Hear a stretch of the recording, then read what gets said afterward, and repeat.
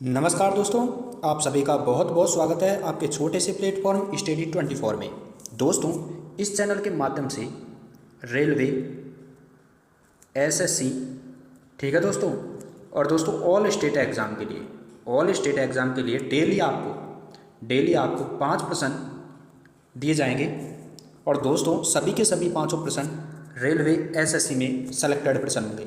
दोस्तों, यदि वीडियो पसंद आता है आपको तो आपको चैनल को क्या कर लीजिए, सब्सक्राइब कर लीजिए। तो दोस्तों, आपका समय कीमती है और हम चलते हैं सीधे प्रश्नों की तरफ। और आज का हमारा पहला प्रश्न है 49 237 मल्टीप्लाई 3995 मल्टीप्लाई 738 मल्टीप्लाई 83 मल्टीप्लाई 9 के गुणनफल में इकाई का स्थान का अंक बताएं। आपको दोस्तों सीधे तौर पर अगर हम बात करें तो आपको इनका जो मल्टीप्लाई है सबका जो मल्टीप्लाई है, इनके मल्टीप्लाई में आपके गुणनफल में इकाई स्थान बताना है। ठीक है, तो इकाई स्थान ज्ञात करने के लिए हमें क्या करना पड़ेगा दोस्तों, आपको सीधा इनका मल्टीप्लाई ज्ञात करने के लिए आपको सीधा क्या करना पड़ेगा दोस्तों, इनके इकाई स्थानों को आपको क्या करना पड़ेगा, मल्टीप्लाई करना पड़ेगा। जो इकाई स्थान है संख्या के, इन इकाई स्थानों को आपको मल्टीप्लाई करना पड़ेगा। जैसे 7 मल्टीप्लाई 5 मल्टीप्लाई 8 मल्टीप्लाई 3 और मल्टीप्लाई 9। जब आप इनको मल्टीप्लाई करते हैं तो डायरेक्ट आप देखिए दोस्तों, 5 किससे मल्टीप्लाई हो रहा है, यहाँ पर 8 से हो रहा है, तो हमारे पास में क्या आएगा, 40 आएगा। और 40 का इकाई अंक क्या है दोस्तों, 0। और जब 0 इनसे क्या होगा, मल्टीप्लाई होगा, तो हमारे पास में क्या निकल के आएगा दोस्तों, 0 ही निकल कर आएगा। तो आपका जो सही जवाब होगा वो ऑप्शन नंबर फर्स्ट है, is right answer, is correct answer होगा। ठीक है दोस्तों, तो चलिए नेक्स्ट क्वेश्चन की तरफ चलते हैं।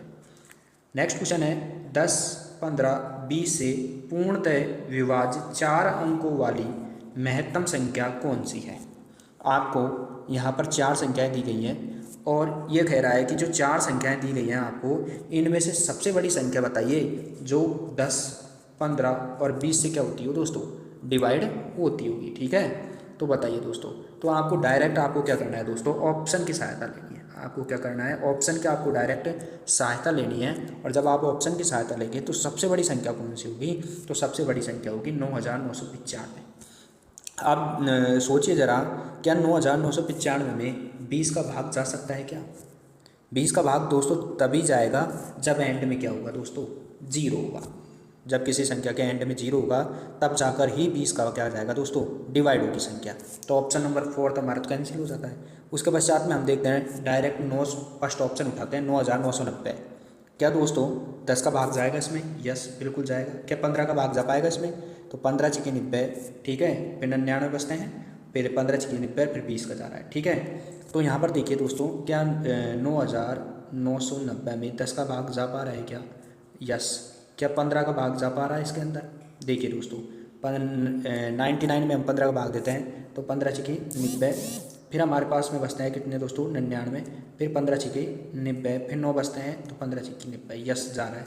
क्या 20 का भाग जा पा रहा है इसके अंदर, तो 20 का भाग हम देते हैं तो 20 का भाग इसमें नहीं जा पाता है, इसलिए ये भी हमारा क्या हो जाता है, कैंसिल हो जाता है। ठीक है, नेक्स्ट देखिए दोस्तों 9980।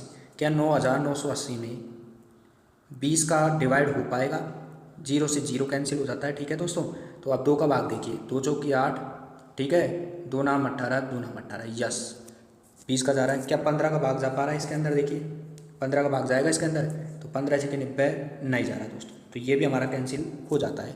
और हमारा सही जवाब निकल के आएगा option number second, is right answer, is correct answer होगा। नेक्स्ट क्वेश्चन देखिए, एक वस्तु के अंकित मूल्य और क्रय मूल्य का अनुपात दे रखा है 5:4 के अनुपात में है।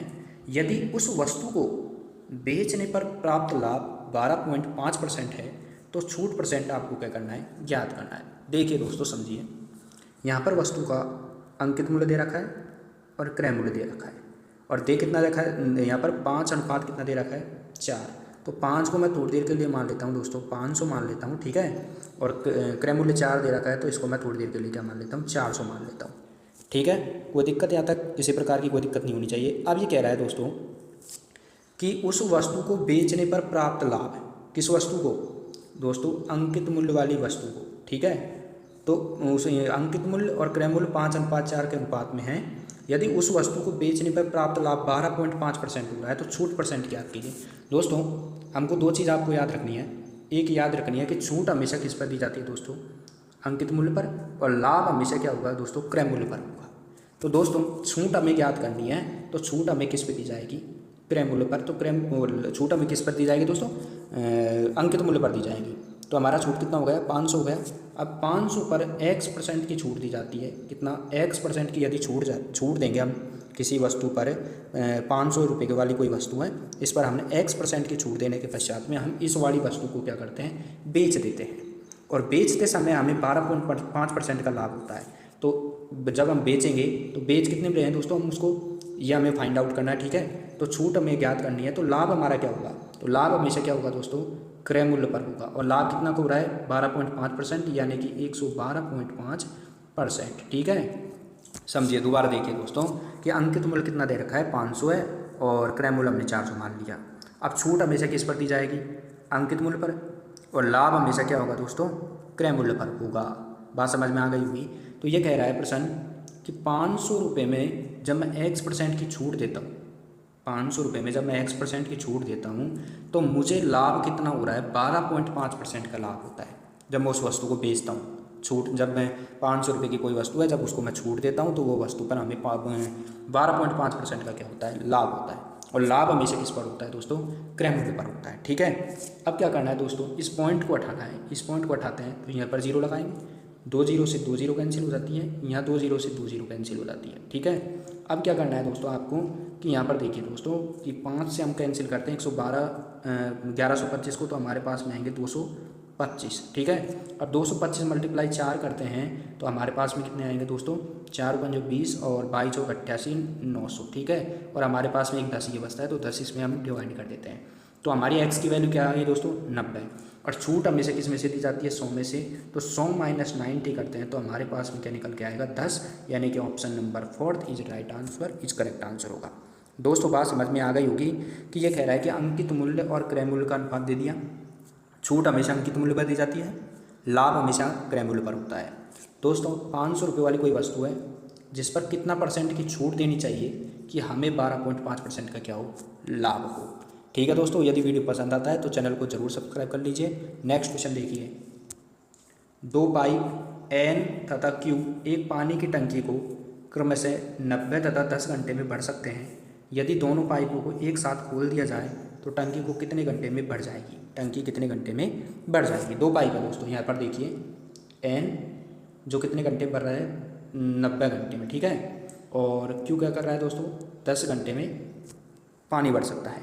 यदि दोनों पाइपों को खोल दिया जाए, टंकी की कैपेसिटी, मैंने आपको बार बार बता रहा हूँ कि दोस्तों यदि आपने पिछले वीडियो नहीं देखे हैं तो पहले पिछले वीडियो प्लेलिस्ट में जाके आप देखिए, वहाँ पर आपको साफ बता रखा है, क्लियरिटी आपको बता रखा है दोस्तों कि जो टोटल वर्क होता है, जो इनका क्या होता है, LCM होता है।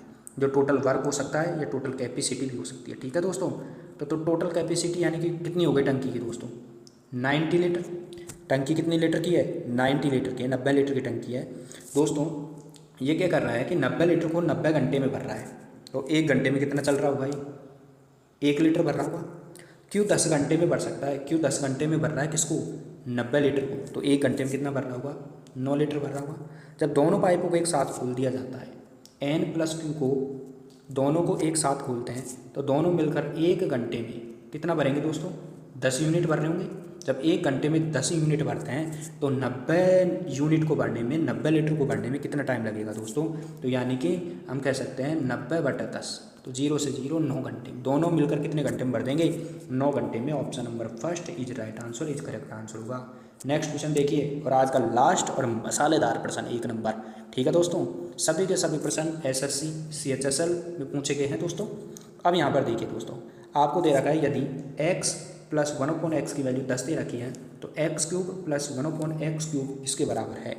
ध्यान दीजिए दोस्तों, इसको शॉर्ट ट्रिक के माध्यम से बताएंगे और लॉन्ग मेथड के माध्यम से भी आपको बताएंगे, ठीक है। अब देखिए लॉन्ग मेथड देखिए इसका पहली बार, तो यहाँ पर क्या कर रखा है दोस्तों, x + 1/x की वैल्यू कितनी दे रखी है, 10 दे रखी है। अब दोनों तरफ क्या करते हैं दोस्तों, क्यूब करते हैं, दोनों तरफ क्या करते हैं, क्यूब करते हैं, क्या करते हैं, दोनों तरफ क्यूब करते हैं। और दोस्तों a + b का क्यूब, a + b का क्यूब का सूत्र याद कर लीजिए आप, यदि आपको याद नहीं है तो इस सूत्र की सहायता से ही हम इसको क्या करेंगे दोस्तों, सॉल्यूशन करेंगे। तो a प्लस बी का क्यूब होता है a cube plus B cube plus 3ab a plus B. ठीक है दोस्तों, ये सूत्र बहुत इंपॉर्टेंट है आगामी एग्जाम के लिए। ठीक है, तो इस सूत्र को आपको याद करना है, रट कर जाना है दोस्तों। एग्जाम देने जाएंगे जब आपको रट कर जाना है। a प्लस बी का क्यूब का सूत्र होता है a cube plus B cube plus 3ab a plus B. तो यहाँ पर a प्लस बी का क्यूब लगाते हैं, तो इसको हम लिख देंगे एस x cube 1/x cube plus 3ax dot 1/x x plus 1/x। क्योंकि दोस्तों इस प्रकार इसलिए लिखा गया है क्योंकि a की वैल्यू यहाँ पर हमने क्या ली है, x ली है, और b की वैल्यू हमने क्या ली है दोस्तों, 1/x ली है। ठीक है, अब देखिए दोस्तों 10 का क्यूब करते हैं तो 1000 आता है मेरे पास में।